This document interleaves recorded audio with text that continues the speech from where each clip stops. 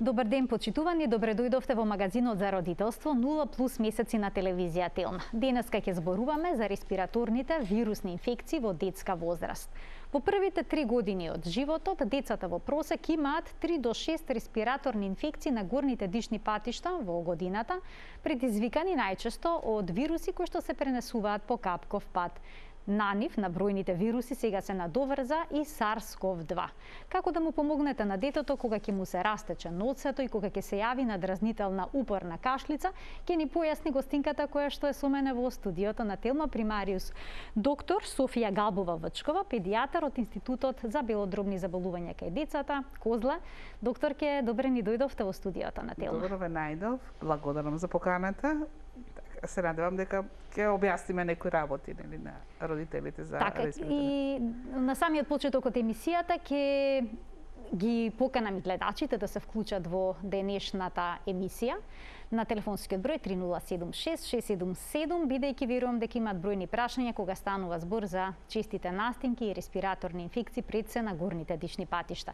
Докторке, дали може еден ист вирус во зависност од возраста на децата да предизвика различна болест, од обична настинка до бронхопневмонија? Апсолутно може. Тоа сам како ќе делува вирусот и каква клиничка слика ќе манифестира, првенствено зависи од имунолошката состојба на детенцето. Значи, колку е помало детето, толку има послаба имунолошка, реакција, не послаба имунолошка реакција, него имунитетот на детето е послабо развиен. Тоест, допрва се развива, тие се раѓаат, па со тек на возраста го развиваат својот имунитет. Така да истите вируси кај малите деца ќе дадат потешка клиничка слика, како расте детето, пошто веќе еднаш се сретнало со вирусите, направило антитела за тие вируси, тие клинички слики ќе бидат поблаки. Така да еден вирус кај некој детенце ќе се манифестира само со ринит, тоест воспаление на носот, а кај друго дете кој што е послабо, кој што е неухрането или има други кондиции кои што го пореметуваат неговиот имунитет, ќе направи бронхит, бронхиолит, бронхопневмонија и слично. Све зависи од имунолошката состојба на детенцето, а таа зависи од возраста на детето, од ухранетоста на детето, од придружните состојби хронични, дали има или нема и така. А од што зависи дали инфекцијата на горните дишни патишта ќе се спушти на белите дробови, односно ќе се прошири? Некои родители велат веднаш моето дете спушта. Значи, кај некои деца, посебно децата кои што имаат склоност кон алергија, тоест ние така го нарекуваме тоа атописка конституција, инфекцијата се спушта затоа што они имаат вулнерабилно белодробје, нели? Тоа се децата со астма, децата кои што имаат хронични бронхити, во принцип децата кои што имаат лошо имунолошки реагираат и на сите други болести, не само на респираторните заболувања. Кај нив се спушта се тоа кој ќе кажат родителите се спушта, тоа е малку различно. Значи тоа треба да го каже докторот дека детето има бронхит, нели? А родителите обично кога ќе добијат терапија за инхалации и сето тоа, кажуваат дека детево ми спуштина од доле или докторот им рекол дека е тоа така.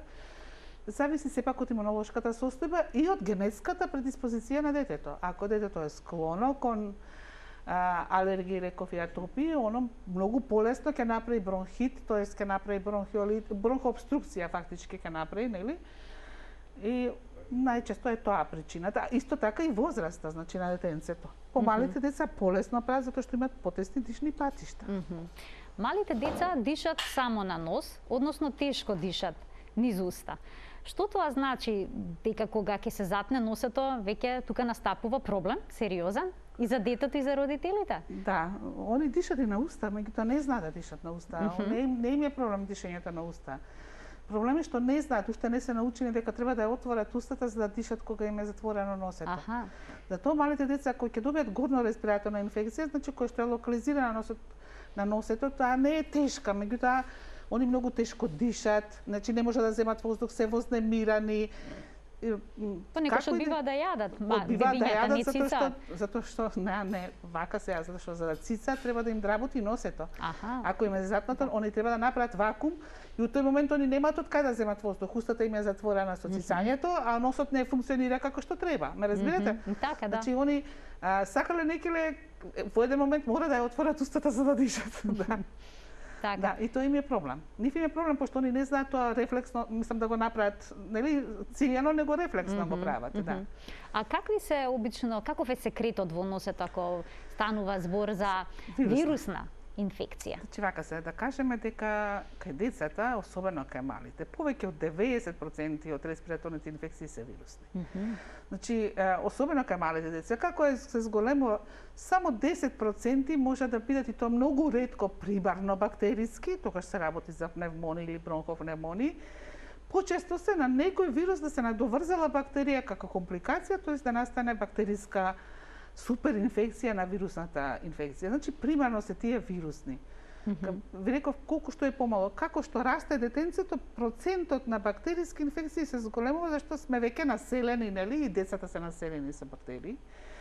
И полесно имаат крајници, јас тонзили ќе кажев, нели, имаат крајници кај што има, нели, бактерии. Така да почести се, не почести.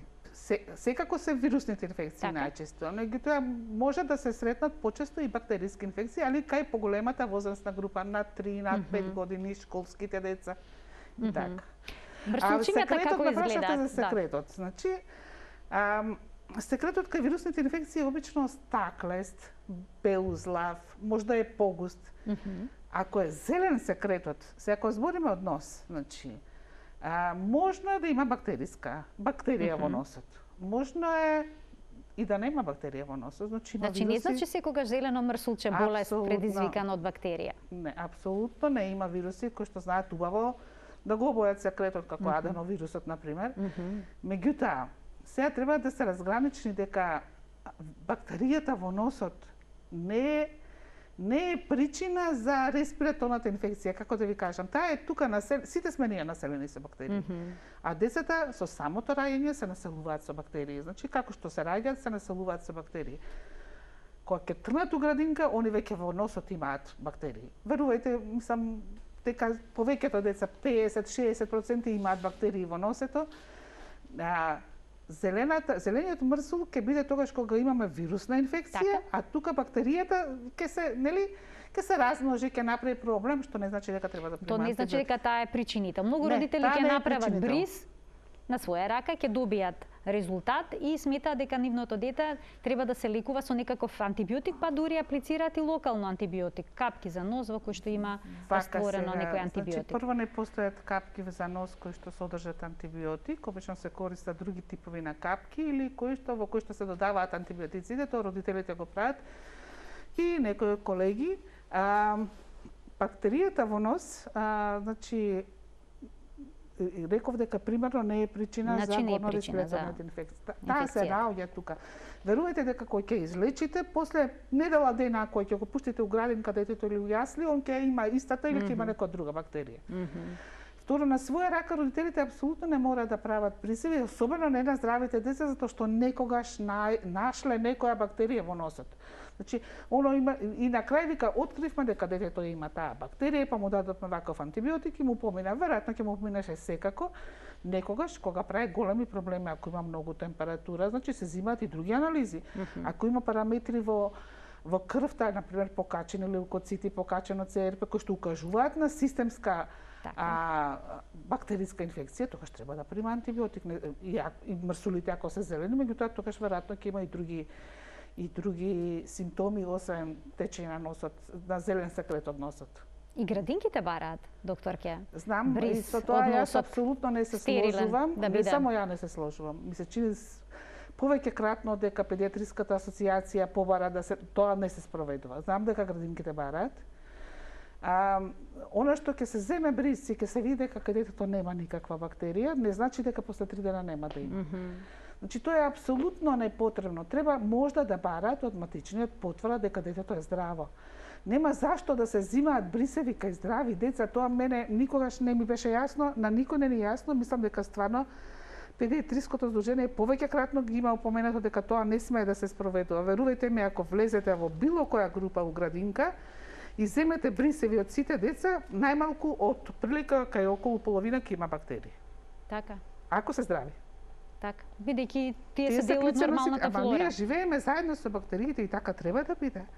Значи, ние сме обколени со бактерии, имаме бактерии у нос, имаме бактерии во грло, имаме бактерии многу на кожа, во гастроинтестиналниот тракт, секаде имаме бактерии, ние мораме да живееме со нив. Така.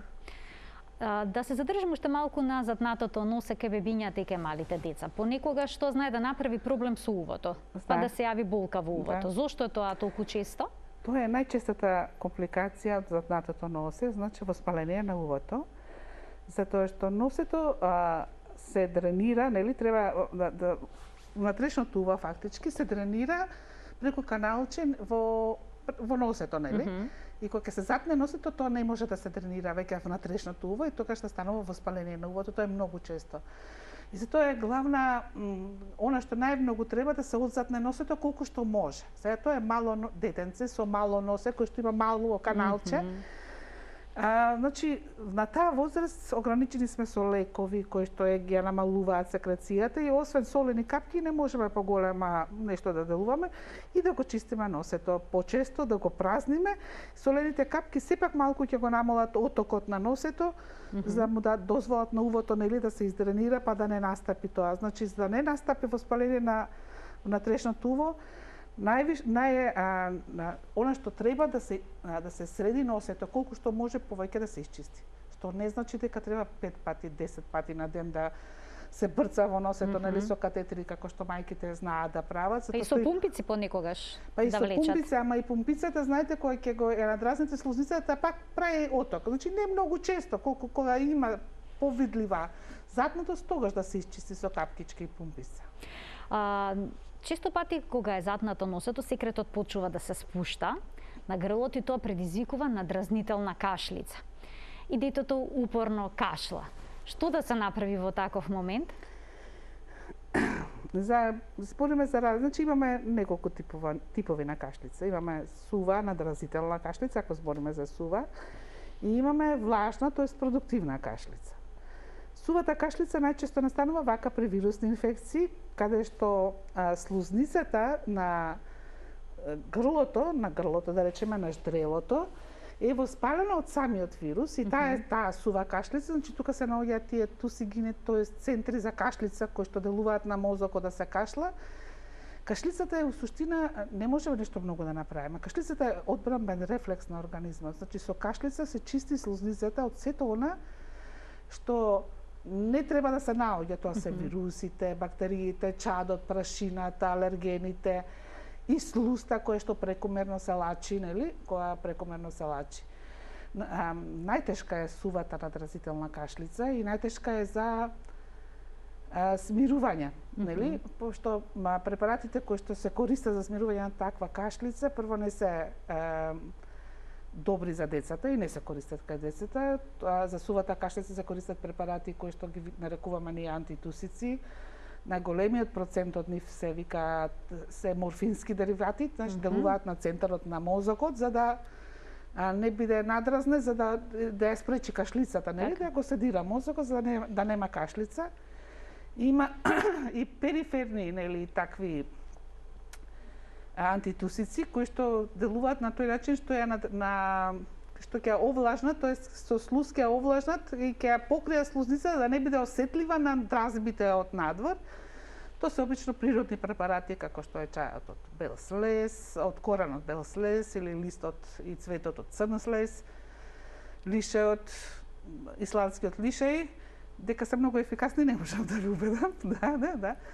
И кашлицата како таква фактички не треба ни да ја смируваме ние многу. Значи детето треба да кашла, за да го искашла, тоа е одбранен механизам за да се одбрани. Она што треба детето добро да се хидрира, значи да биде добро навлажното, значи сувата слузница да стане повлажна за да не биде толку надразната, ме разбирате? Они дишат на уста, поголемките деца, ја сушат и уште повеќе ги дразните кашла. Кога се работи за секретот од нос, што го кажувате, што се спушта, нели? Он обично продуцира продуктивна кашлица. Аха, тука веќе има. Тука има разлика. Влажна Продуктивната, влажна е тоа Мгм. кашлица, таа е многу полесна. Вирусните инфекции обично започнуваат со сува кашлица, а потоа истата преминува у влажна како се развива болеста. Влажната кашлица е полесна и таа не треба да се спречува, значи мора да се искашла. Но Таа малите деца не знаат да искашлаат не многу знаат, често. тоа апсолутно не е проблем никаков. Важно е да кашлаат. Важно е да кашлаат. Да. Аха. Апсолутно никако. Они важно е да кашлаат. После кој ќе го искашлаат тоа што им се наоѓа од подолните дишни патишта, нели? Ќе дојде уждрелото, они ќе го глотнат и после ќе си оди, нели? Тоа ќе се раствори, така да Значи не треба многу да се смирува кашлицата. Да, но докторке, децата кога упорно кашлат, особено кога имаат она надразнителна, по тој еден напад од кашлица, потоа плачат, понекогаш и повраќаат. Така што целата таа ситуација е стресна, родителите се веќе исплашени да не се спушти на белите дробови таа кашлица. Да, така е, токму така се случува. Обично кога така кашлат, родителите доаѓаат у болница и викаат само да видиме да нема спуштено. Тоа е обично реченица на родителите и кога ќе им се каже дека нема ништо спуштено, Си одат мирни. И не им смета толку многу кашлицата. Вака се, значи зависи кашлицата каква е. Ако нема, ако сувата надразителна кашлица знае да го измори детето. Сам стварно знае да го измори детето и некојаш можда и може да се даде некој препарат кој што содржи антитусик, меѓутоа како посебно кај децата кои што имаат алергија, кај нив е најизразена таа сувата надразителна кашлица. Препарат кој што содржи антихистаминик, тоа се овие препарати за грип, што се за настинка, нели, кои што содржат антихистаминик, тие ќе смират кашлицата. Ќе посмира, зашто имате антихистаминикот има малку седирачки ефект, нели? Па самата кашлица ќе се посмири, ама тоа кај децата кои што имаат алергии, Кај другите нема ефект? Не, ќе има ефект. Благ. Ќе има благ ефект, да. Не е начин за смирување на кашлицата, барем не по книги со антихистаминик. Значи и кортикото кој што е дадено локално, например стописки, тоа знае да смири зашто делува антивоспалително и тоа не е по книги одма да ви кажам, Да, родителите често даваат инхалации во такви ситуации. Да, во такви ситуации. На своја рак. На своја рак апсолутно, а многу често даваат инхалации со лекови кои што не би смеле да ги дават. Со кортикостероид, сега да не го споменувам лекот. Со кортикостероид, даваат и со салбутамол, што е бронходилататор, кој што апсолутно, например, кај ларингитите не треба да се дава, нели? Да. Се даваат, мислам, различни препарати. Кашлицата ќе потреба таква интензивна, ќе биде неколку сати до ден-два, после ќе се смири или ќе се развие у друга болест за која што лекарите веќе имаат, нели? Чаре што да направат и ќе дадат и кортикостероиди, све и свашта ако треба, нели, бронходилататори и лекови и сето тоа. Меѓутоа поголеми од 90% од кашлиците ќе се смират сами од себе. Да. Имаме гледач на линија, да го вклучиме во програма, да му дадеме предност. Добар ден. Добар ден. Повелете. Јас малку покасно се вклучи во програмата. Сега го спомнавте пред малку и ларингитот, па токму и тоа е моето прашање. Родител сум на 6,5 годишен син и на 3,5 годишна возраст за прв пат разви ларингит, односно обструкции. Че претходно беше третиран со упатство од матичната докторка со неколку дена, околу недела дена инхалации. И потоа доби на 2 пати обструкции, меѓутоа втори пат беше со задушување и помодрување. Значи потоа бевме препратени во Козле, останавме таму една недела и сега ретко развива ларингит, меѓутоа повторно кога ќе почне да има таква кашлица, веќе имам и дома инхалатор и нормално што да.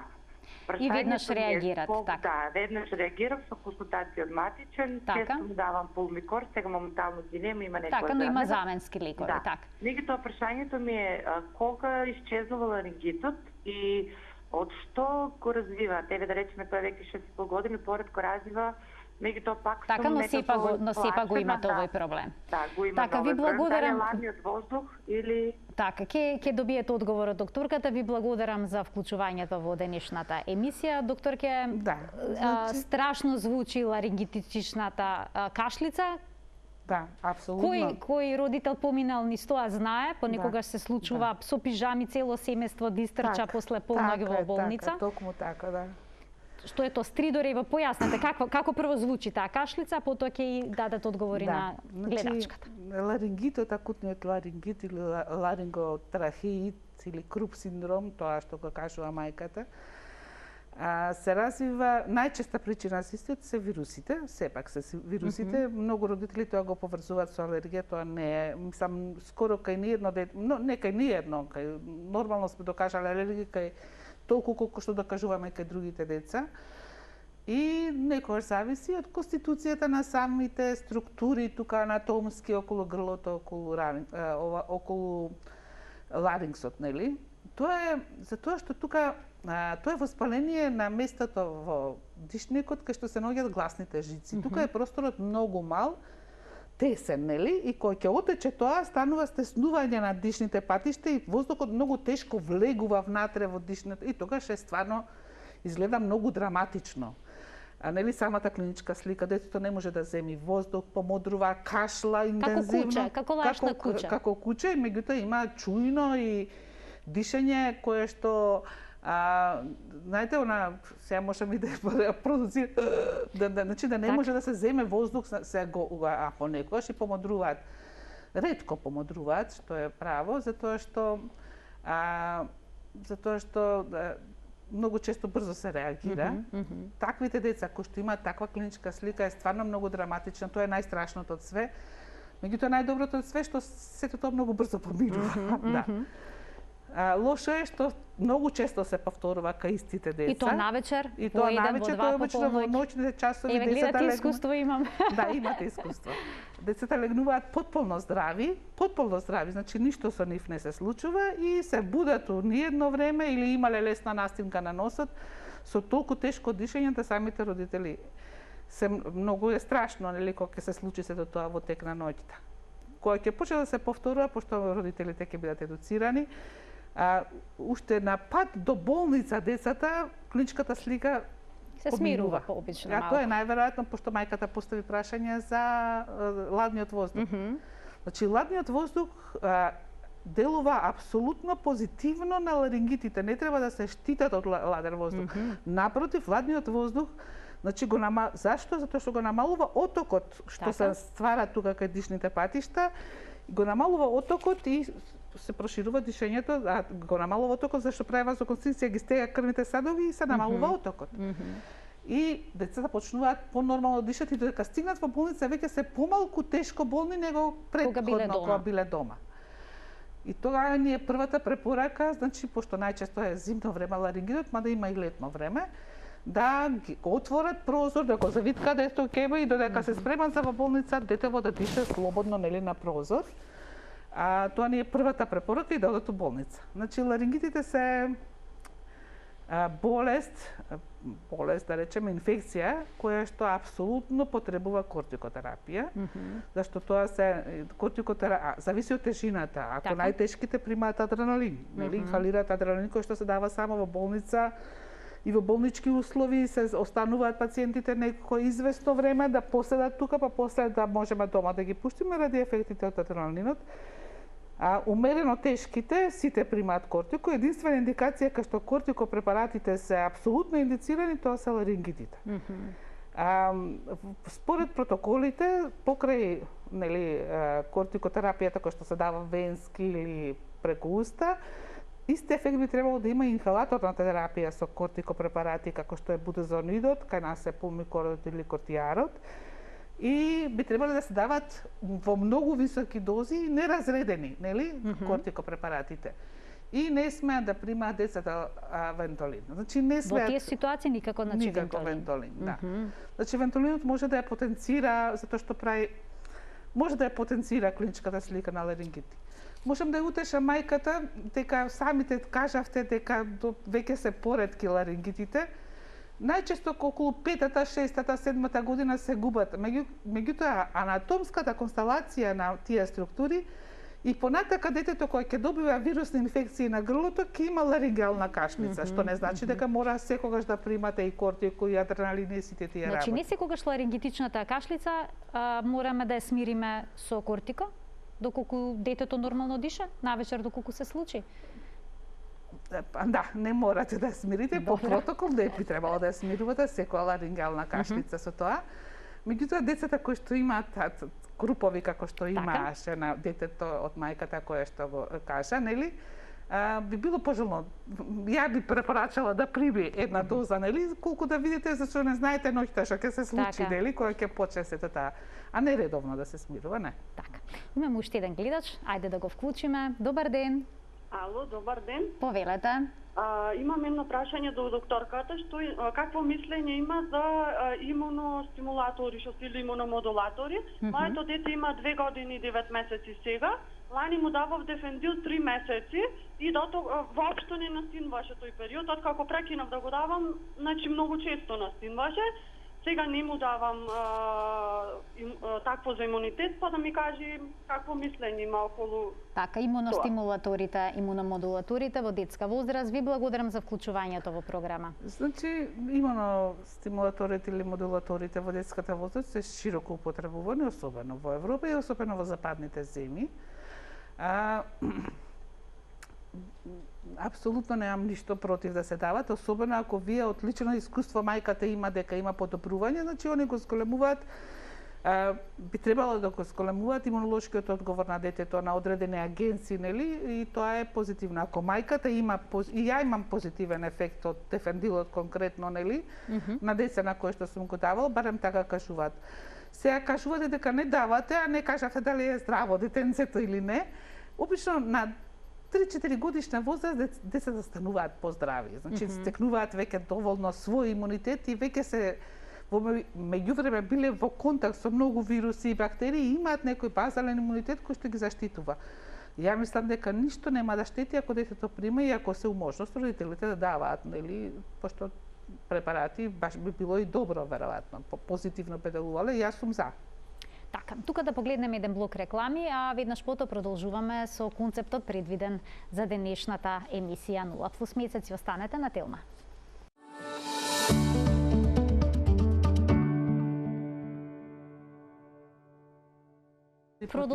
Продолжуваме со денешната тема амбулант. Поточно продолжуваме со магазинот за родителство 0+ месеци и зборуваме за респираторните инфекции во детска возраст со примариус доктор Софија Габова-Вчкова, педијатар во Институтот за белодробни заболувања кај децата Козле. Докторке, пред малку зборувавме за грипот кај децата. Што во моментот представува поголем проблем, дали ковид или пак заразата со грип? Вака, за нашиот институт во моментов е ковид центар за децата за целата република, нали, за хоспитализирани деца. И ние имаме деца и поради тоа што овој бран ги зафати повеќе деца, деца тргнаа во школа, се измешаа помеѓу себе, нели, во градинки. Имавме поголем број деца, имавме и поголем број потешки деца. Во принцип, повеќето од децата со корона инфекции кои што доаѓаат во нашите амбуланти поминуваат со полесна клиничка слика или умерено тешка, кај нас лежат тие што се потешки, нели, деца. И сите за сега добро завршија и немавме компликации кај ни едно дете. Каква клиничка слика имаат? Кои симптоми за коронава збориме сега, така? За да. COVID? Да, вака сега. Значи, тие деца кои што немаат големи ризик фактори, обично имаат најчесто покачена температура и кашлица. Сега со овој бран и со овој тип на вирус што го имавме од Делта соја збориме сега, имаше и кијавица, која што не беше вообичаена за претходните, нели? Имаше и кијавица и течење нос, што не беше вообичаено за претходните соеви. Тие деца што се у добра кондиција. Децата кои што се во ризичните групи, тука првенствено ќе го нагласам, значи ќе нагласам дебелината, значи обезитасот. Така. Тие деца може да развијат потешка клиничка слика со масивни пневмонии и со така декомпензирани, мора да завршат со на кислородна поддршка. Проблемот со короната е што долго време се лечи, нели? Има пореметување и на хемостазата, особено кај поболните деца, кај што мораме да даваме и антикоагулантна терапија. И кај повеќето деца има, кои што се болни и кои што болнички се лекуваат. Сега не збориме, значи бројката на децата што доаѓаат во амбуланта е многу поголема отколку тие што болнички се лекуваат. И имаме со пневмонии, па околу 70-80% од децата што лежат кај нас манифестираат пневмонии, затоа и лежат со корона, да. Меѓутоа, каков е бројот на деца што во моментот лежат? Има многу болни од ковид? Не, што лежат, но бројката се движи меѓу 20 и 30 деца обично болнички кои што се третираат. И тука е некаде константна. Да бидам искрена, очекував дека поголем ќе биде налетот со отварањето на школите, нели, децата како што тргна во градинки, дека ќе биде приливот на деца поголем и беше поголем, нели, амбулантскиот прилив, меѓутоа потребата од болничко лекување немаше поголема потреба од болничко лекување кај децата. Таа е бројката која што обично држиме овој месец. Зголемен е приливот на амбулантски пациенти, не само од корона, и од други вирусни инфекции сега. Така, имате зголемен прилив на пациенти со кашлица, со температура покачена. Како знаете кое дете всушност каков проблем има? Се, значи кога ќе дојдат ние не знаеме. Еве одма да бидам искрена, не можеме да знаеме. Значи кај нас од СВЛ функционира мој термин кај што доаѓаат пациенти кои што не се акутно болни. Кои што не се акутно болни за регулирање на терапија или пациентите кои што ги лечиме. И тука пациентите ги испраќаат иматичните лекари деца кои што се тестирани, например, кои што се негативни на корона, а се болни од други болести, нели? Така, со тестирање ги заучуваме кои имаат корона или не. Тие што ќе ги примеме у болница, значи нека нас во моментов можеме да примаме деца само што се позитивни, ги тестираме и што мора да лежат деца у болница, ако се негативни ги препраќаме на детска клиника, ако се позитивни ги примаме кај нас. Не се многу разликува клиничката слика на грипот, па нити другите биохемиските параметри. Значи и грипот има ниски леукоцити, низок ЦРП, исто многу слично како грип, како короната, нели, како ковид инфекцијата. Со тоа што треба нагласам дека грипот обично е со многу повисока температура отколку короната. Кај децата, збориме само за кај децата, зашто само обратно е кај возрастните. И кај грипот можда у почетниот стадиум општата состојба е понарушена, значи полошо изгледаат, така помалаксани се отколку со короната од на почетокот. Како се развива болеста на корона? Полошо изгледаат децата кои што се болни од грип, а колкава температура имаат оние обично колкава температура имаат децата кои што се болни од грип, а колкава најчесто оние што се обично е под 39 од корона, а грипот многу често оди над 39. Многу често оди на 39 и на грипот температурата потешко се спуштат колку децата што се болни од корона, нели? Проблемот е кај короната што многу подолго трае од грипот. Грипот значи е така акутно почнува, има различни симптоми и брзо завршува, побрзо завршува, нели?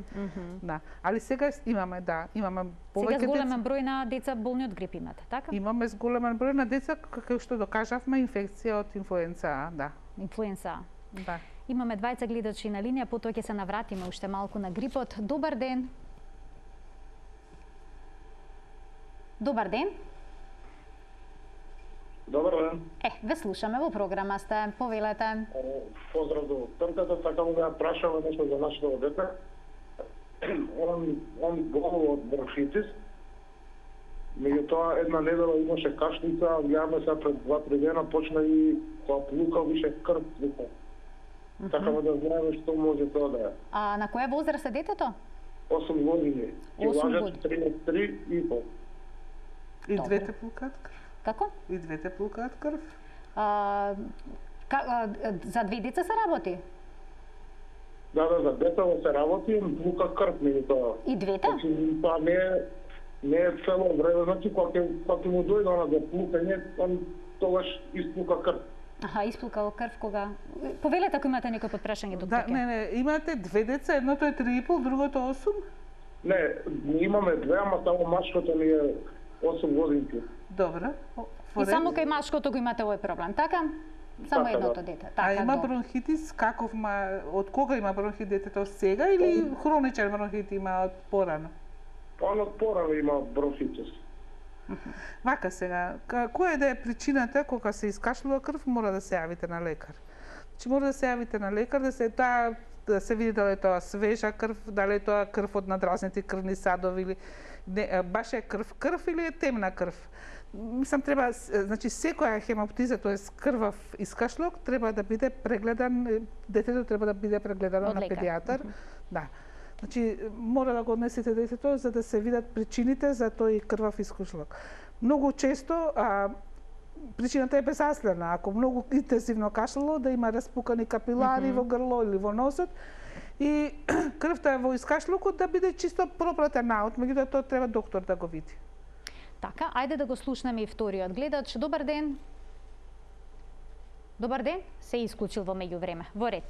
Докторке, споменавте клиничката слика кај децата кои што имаат грип и кои што имаат ковид. Кога ќе се качи температурата, на кој начин е најдобро таа да се снимне? Бидејќи тоа е нешто прво кон што пристапуваат родителите, симнување на температурата, кога е температурата над 39. А кај грипот тешко се симнува, понекогаш и антипиретиците не успеваат да ја симнат. Што тогаш да се преземе? Да, вака сега, значи и температурата исто како кашлицата е одбранбен механизам. Значи организмот доаѓа во допир со некој вирус, бактерија или било што и она ја качува температурата затоа што тој вирус, таа бактерија не ке да живеат на 39 степени, сака да живеат на 36, така се, дели? И тој начин да ја уништат. Меѓутоа над 39 и над 38 степени секако треба да се спушти температурата. Мислам би било добро да се спушти и за родителите и за детенце да се олесни за антипиретик. Мислам секако се дава антипиретик, најчесто е успешен, не почесто од 4 пати дневно. А ако не успееме така, нема да му дадеме на 3 сати уште еднаш, па на 2 сати или како или сега. Или наизменично различни типови. Или наизменично се ќе дадам парацетамол, па после 2 сати ќе дадам ибупрофен. Ибупрофен или блокмакс. Значи мора помеѓу дозите на антипиретикот да има 6 сати поминати. Во меѓувреме ќе се одржува со ладење, со алкохол измешан со вода, па повеќе кратно, со туширање со млака, не сосема ладна вода, нели, послабо загреана вода. И најверојатно нема да има никакви проблеми детенцето, мислам ќе биде лошо, ќе изгледа пошто има висока температура, али температурата е помал проблем, она кратко трае и обично побрзо паѓа отколку што трае кашлицата. Да, кашлицата е нешто што потоа трае долго и да, не почесто од 4 пати на ден кога морате, ако цело време е над 39 температурата. А ако не, мислам дека температура по 38 уопште не треба да се симнува. Да се симнува? Не. Значи по 38 да не се презема ништо, дури ни разладување како туширање, тоа да. Не, за лекови збориме, да. Антипиретици не. Да. Имаме уште еден гледач, овој пат се надевам успешно ќе го вклучиме. Добар ден. Поздрав имате од Битола. Така. А ме интересираш малку за диабетис имав, диабет од куќата, како што беше. Чекайте, само се извинувам, денешната гостинка е педијатар, дали прашувате за дете? Да, за мене децекове. За вас прашувате или за дете? Ја мислам дека господинот прашуваше за себе, така што... За диабет нешто, да. Мислам дека го исклучија, но може повторно да се јави. Кога станува збор за деца кои што имаат грип, дали има потреба од некаква терапија, како што е Тамифлу, например? Вака се, значи Тамифлу е стварно ефикасен лек за грипот. Меѓутоа нема зашто да се дава каде сите деца кои што ќе добијат грип. Ние го користиме во болницата кај нас и сме го имале и го користиме, меѓутоа кај децата кои што ќе направат компликации од грипот во смисол дека ќе направат бронхити, пневмонии и слично, каде го даваме Тамифлу и стварно е добар препарат, нали, за грип. Останатите деца не. Широка употреба не би требало да имат. Децата би требало нормално да се изборат со грипот, мислам. Или да се подобро да се вакцинирате го да примат Тамифлу, да. Така. Имаме гледач на линија, да го вклучиме. Добар ден. Добар ден. Повелете. Сакам да стапам во контакт со докторката. Внука ми имаше температура од октомври 3 пати со температура и панцев и даваше докторката. Меѓутоа, често пати се јавуваше крварење од носот. Што да правиме кога и крвари носот? Вака сега, кажете колкава е внуката? 7 години, 7,5 веќе. И порано и крвари носот? И порано и крвареше? Од октомври наваму, А пред тоа не, предходно не. Предходно не. Дали имаше температура, рековте 3 пати, и какви препарати примаше? Па взимаше и панцеф и... Не, за температурата. Далерон сируп. Далерон сируп. Да. Дали многу високи дози и многу често? Не е многу често. Добро, вака сега, значи со секоја вирусна инфекција на носот,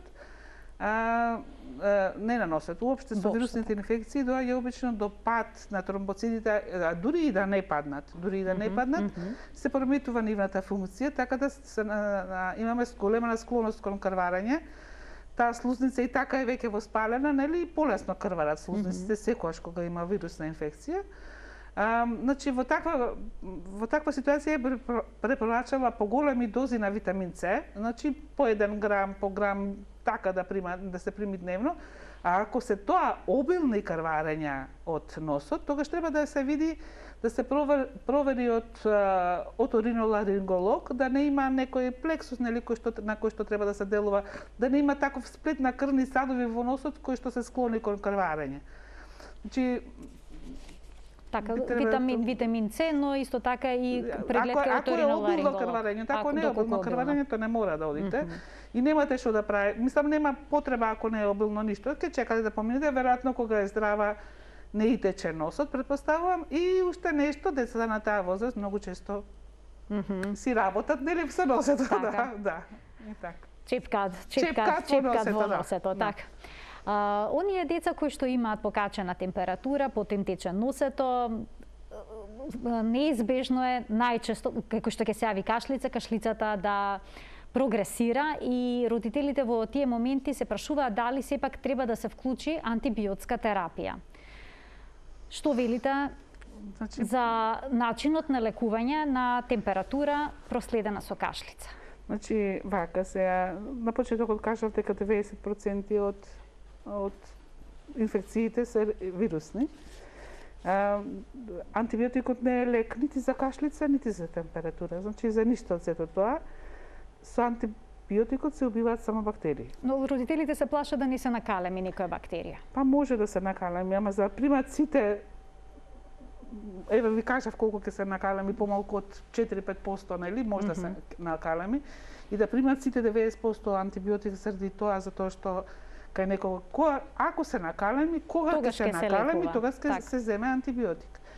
Значи, кашлицата, нас за бактериска инфекција имаме и други параметри што ни укажуваат. Ако долго време трае температурата, ако долго време трае кашлицата, кој ќе кажам долго време трае, тоа не значи 5 дена е долго или 10 дена е долго. Што значи тоа, долго време да трае кашлица? Акутна кашлица е до 2 недели. До 2 недели акутна? А тоа е акутна кашлица. Значи, до 2 недели е акутна кашлица. Од 2 до 3 недели е продолжена кашлица, а на 3 недели е да речеме хронична кашлица или долго трае, нели така? Ме разберете? Значи до 2 недели е нормална кашлица, се зависи колку јако кашлат.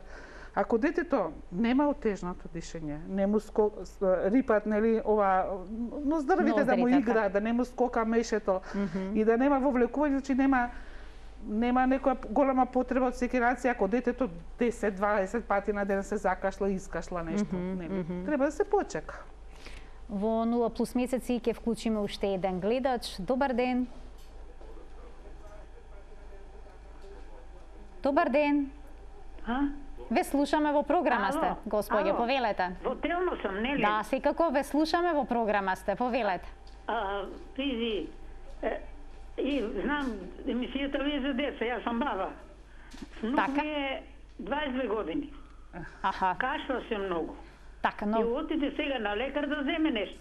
Така, но сепак 22 години не спаѓа во областа на педиатрија, така, докторке? 22 години веќе треба да се обратите кај пулмолог, а ќе имаме наскоро емисија во која што ќе ни гостува пулмолог и ќе можете за возрастни и ќе можете да се вклучите во програма и да поставите прашање. Сепак за бабата, внучето е секогаш ќе биде дете. Да, така. Децата кои што одат во градинките постојано се разболуваат. Исто така и оние во училиштата пред се во нижите оделенија. Родителите имаат чувство дека се постојано болни. Цела есен, цела зима, бидејќи кашлаат. Зошто тоа се случува? Вака сега, значи ова што ја кажавте бројката дека 3 до 6 инфекции годишно кај децата, сега се прифаќаат како нормален број на респираторни вирусни инфекции од 6 до 12, а на децата што одат во градинка и до 15. До 15? Да. Значи тоа е вообичаена бројка која што би требала да биде. Зашто тоа се случува? Прво, децата се едно до друго. Кога се доенчиња во јасли, ако тргнат во јасли, значи секој дете, они додека се доба доенчињата, значи предадената градинка, живеат во нестерилни услови, меѓутоа во една вирусно и бактериско обкружување од нивните родители на кои што се они имуни. Значи имуни се преку мајката, млекото на мајката, има створено некој имунитет према тие вируси, значи тие се тие. Кога ќе дојдат, значи секој дете носи различно и они сите тие вируси треба да ги поминат. Значи од секој вирус ќе се заразат. Секој од секого едното ќе даде на другото, другото на третото, после ќе се сврти кругот и тоа е така еден круг кој што се врти. Ако тие инфекции се локализирани како настинка, значи како инфекција на горниот респираторен тракт, тоа е начин на стекнување на имунитет или како ги викаме ние тиха имунизација. Тоа се фактички вакцинирање на децата за тие вируси понатака, за да понатака ги прележуваат лесно. Некои деца нема да се разболуваат или нема да манифестираат, они ќе се заразуваат како што е со сите болести и ќе бидат полесно ќе пројдат. Ако тие инфекции се повторуваат со потешка клиничка слика, например, ако детето добие истиот вирус, на едното ќе му течи носето, другото ќе кашла, некој ќе качи температура, меѓутоа некој ќе прави бронхити на секој инфект. Бронхити или бронхопневмонија, тие треба привремено да се тргнат, да се направи пауза од месец, два, да се зајакне малку имунитетот, да се, пошто со секоја инфекција и се троши имунитетот, и се ствара, меѓутоа и се трошат, нели, одредени материи, да се ојача малку, па после пак го чека исто. Децата кои што не оделе у јасли и у градинка, истото тоа ќе го доживуваат во тек на првите години од школските години, да. Значи тоа мора да се помине како процес. Мора да се помине и ќе биде добро. Добро е да се поминува со полесна клиничка слика. Највеќе што оди во прилог на сето ова е ланската година. Ние лани немавме инфекции. Децата не одеа у школа, не одеа у градинки. Освен корона, немавме ништо друго. И како што заврши короната во јуни, стварно заврши и у нашата земја, ние бевме преплавени од инфекции кои што се вообичаени за зимно време, а го имавме усред лето. Да. Мислам, ги имавме усред лето. Настрадаат најмалите кои што не добија имунитет од мајките кои што седеле дома. Значи мора да се ние мораме со микроорганизмите заедно да живееме. Така. Една симбиоза да се оформи. Имаме гледач на линија, се надевам дека ќе имаме време да го вклучиме. Добар ден. Ве слушаме во програма, сте повелете. Поздрав до емисијата и до докторката. Ви благодарам. Се работи за детенце од 7 години. Кашла веќе 2 недели без прекин суво. Значи имаше нешто, некоја терапија од некои спрееви за нос, имаше нешто така некој алпецин сирупче, една терапија, меѓутоа резултати не се појавија, оно упорно си ја тера таа кашлица. Па нешто докторка вака. Така, еден совет што би можеле да преземете. Така, 2 недели сува кашлица. Ви благодарам за вклучувањето во емисија. 2 недели сува кашлица, за сува кашлица е стварно подолг временски период, тоа. Зашто измачува стварно сувата кашлица во тек на 2 недели и вака сега. Една од причините за подолготрајна сува кашлица е алергијата. Значи треба да се види детенцето, можда не знам дали му е прв пат или повеќе пати го има овој тип на кашлица.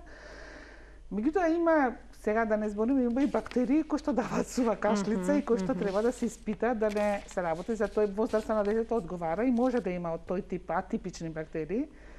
за таква сува кашлица кои што не реагираат на терапија.